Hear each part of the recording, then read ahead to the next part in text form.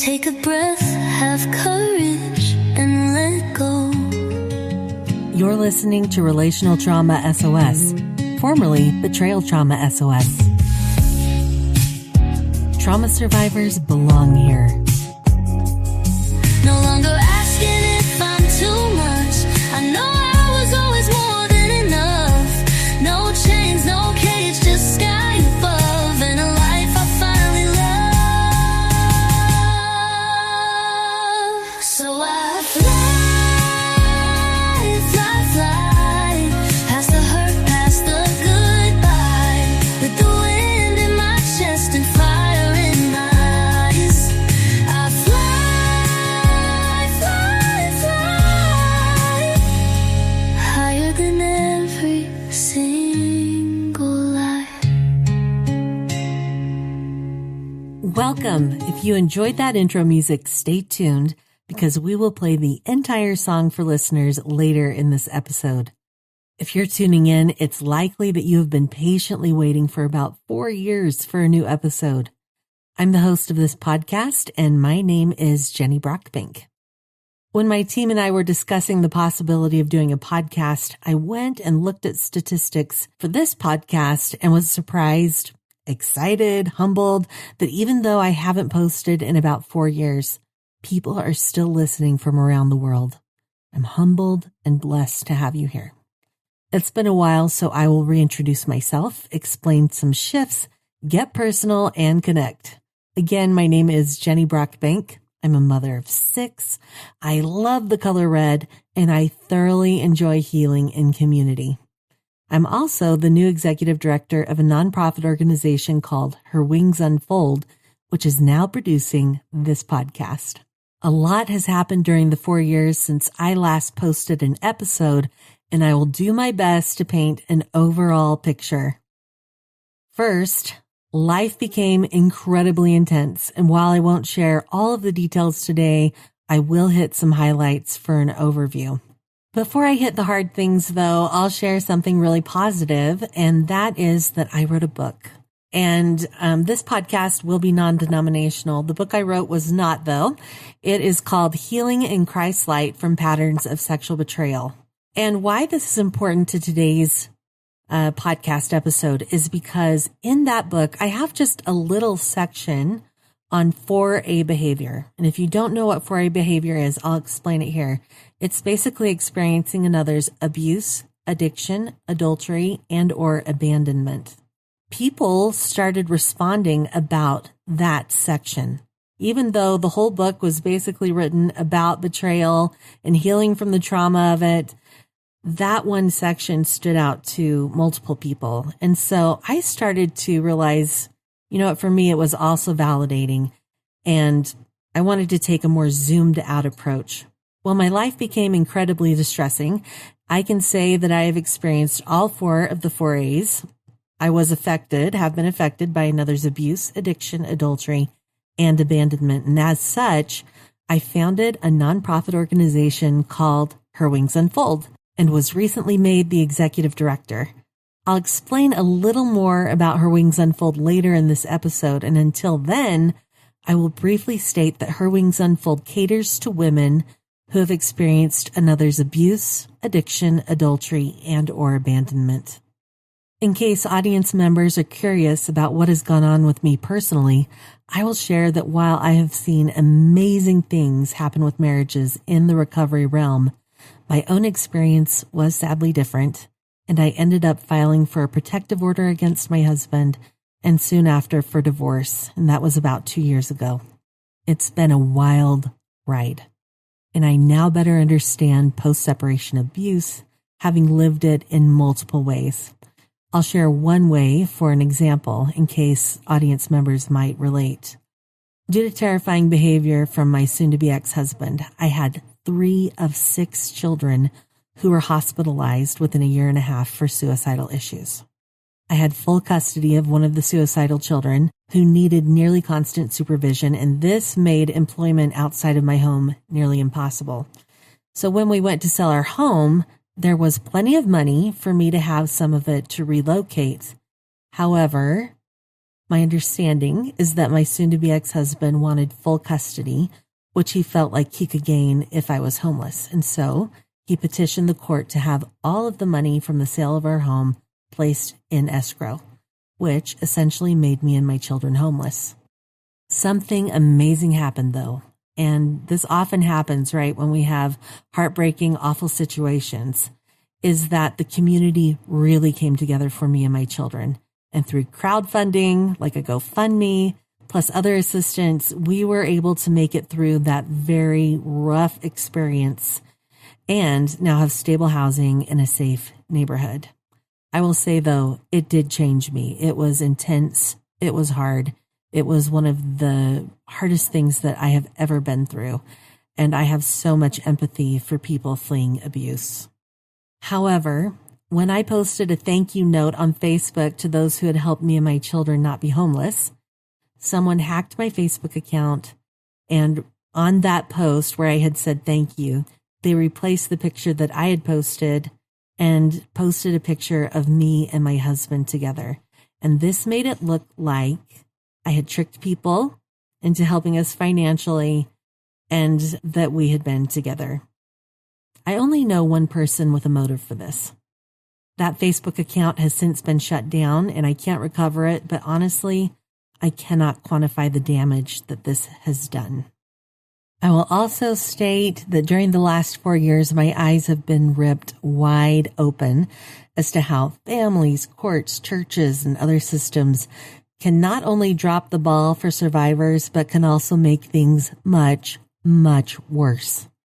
I've seen family validate and back up abusive behavior while not holding the perpetrator accountable. A personal example of how this occurred in my own situation is that during a hearing for which I was seeking a protective order, after testifying about multiple terrifying events, family members stood up and stated that I didn't need a protective order. Thankfully, the judge disagreed. I've heard officials state that they believe it's a parent's right to have custody of their children without any mention that it should be a child's right to have safety. I've had courts back up the perpetrator and make decisions that are not in the best interests of the children. In my own situation, the court removed my children from the protection of the protective order after only 4 months, while the protection was still afforded to me. To me, it stands to reason that if I needed protection, then so did my children. While I experienced amazing support from people who supported me and my children through crowdfunding, which kept us from being homeless and from experiencing severe custody issues, I also had pushback on the crowdfunding campaign from loved ones.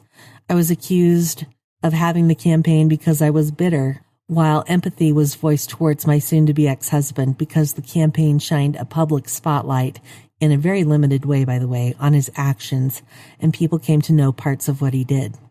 My eyes are wide open that as a society, we can do better. Survivors deserve better. They were already victimized once. Let's not victimize them over and over and over again. Thus, the shift in this program from betrayal trauma SOS to a wider lens of relational trauma SOS that is now produced by Her Wings Unfold. Betrayal trauma will still be addressed, and in addition, we find that if there is one element of 4A behavior, remember abuse, addiction, adultery, and/or abandonment in a relationship, then there are likely other elements as well. And I'll just take betrayal trauma for instance. So, for instance, if someone is experiencing sexual betrayal, they might also be experiencing gaslighting, which is the form of emotional abuse. It's possible that their partner might be participating in betrayal so much that it's become an addiction.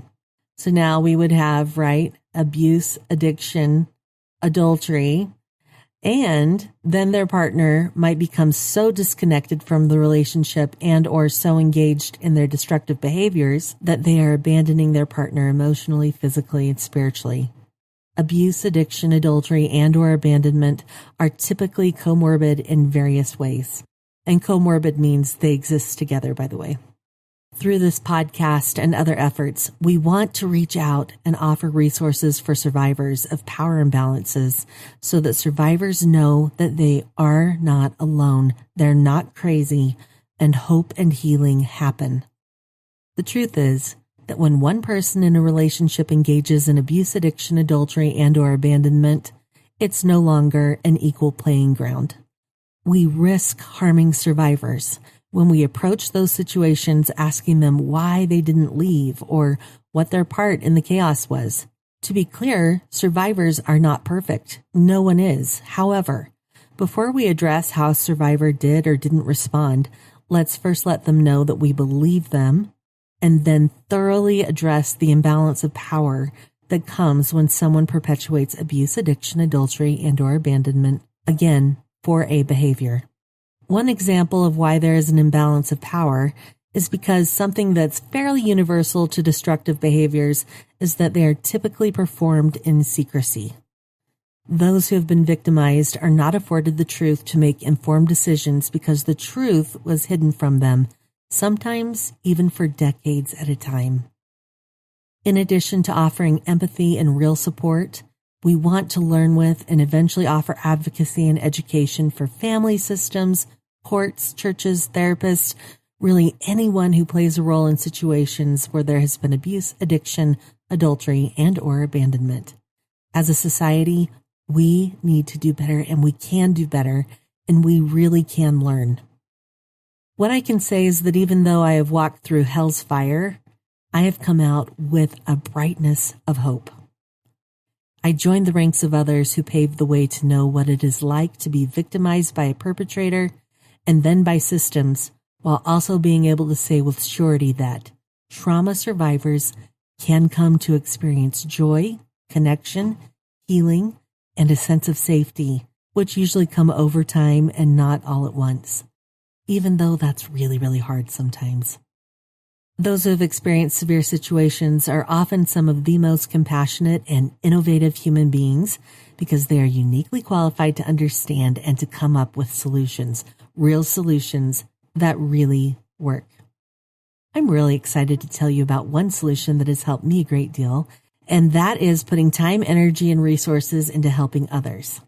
My latest project is the honor of being the executive director of a new nonprofit called Her Wings Unfold. HER is an acronym for Heal, Empower, and Rise. I'd love to briefly tell you about it. We are a nonprofit organization whose mission is to help women who have experienced another's abuse, addiction, adultery, and/or abandonment, so for a behavior. We do this in various ways, such as with advocacy.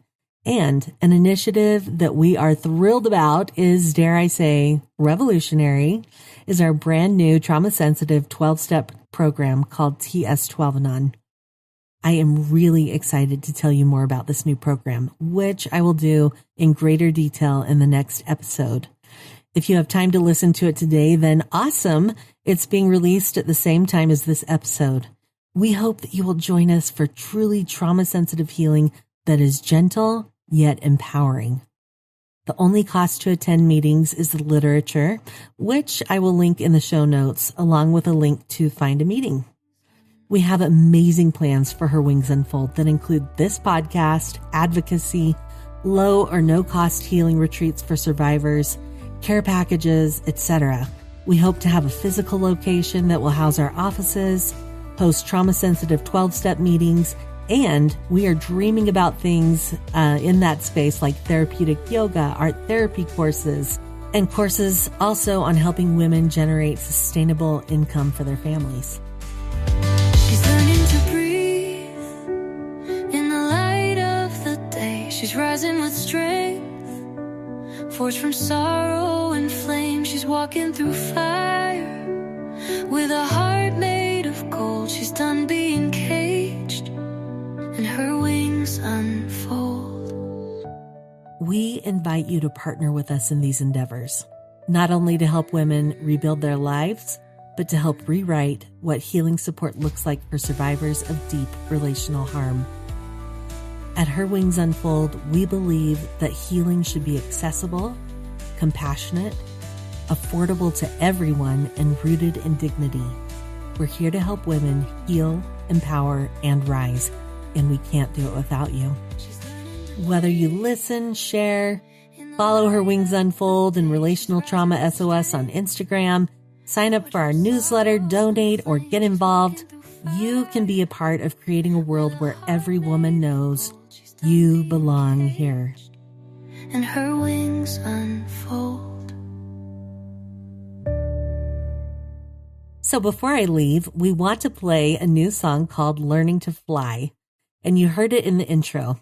If you love it, which we hope that you do, it should be available for purchase on all of the regular platforms very soon. All proceeds from the sale of this song will go to Her Wings Unfold. Thank you again for keeping this podcast alive. Thank you for sharing it and for just being here.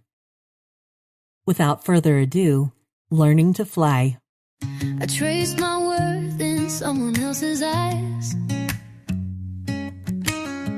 chasing love that never saw my light.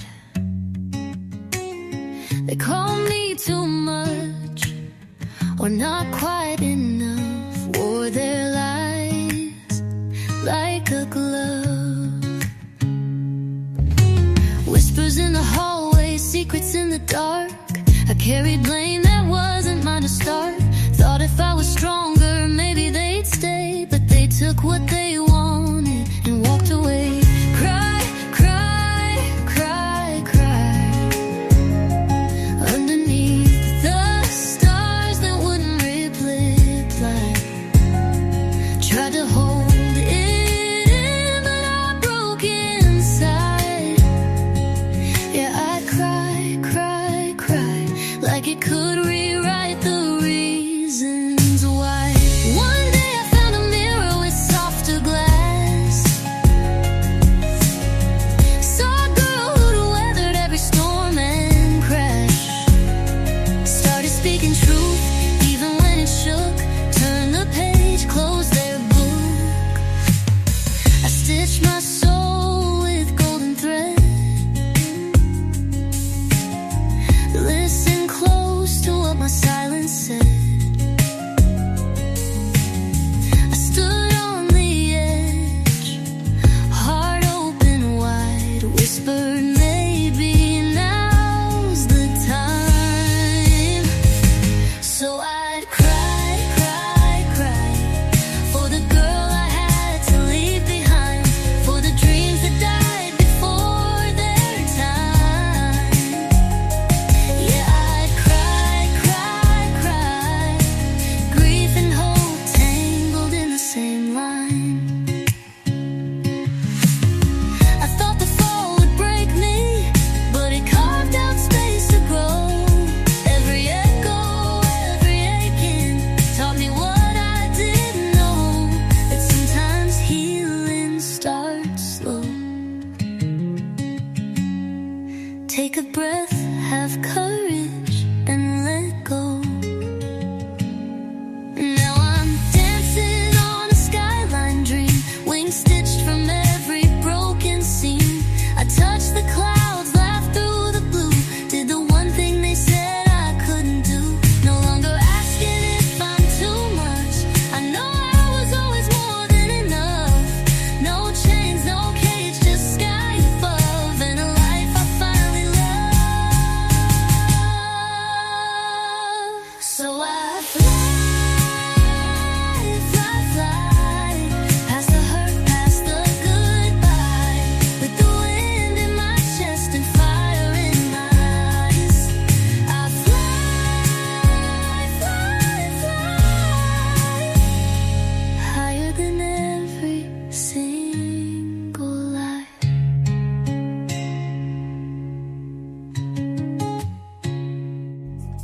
We invite you to subscribe to this podcast and to please give it a review of 5 stars so that more survivors can have access to hope and healing. We invite you to follow Relational Trauma SOS and Her Wings Unfold on Instagram. So I fly, fly, fly,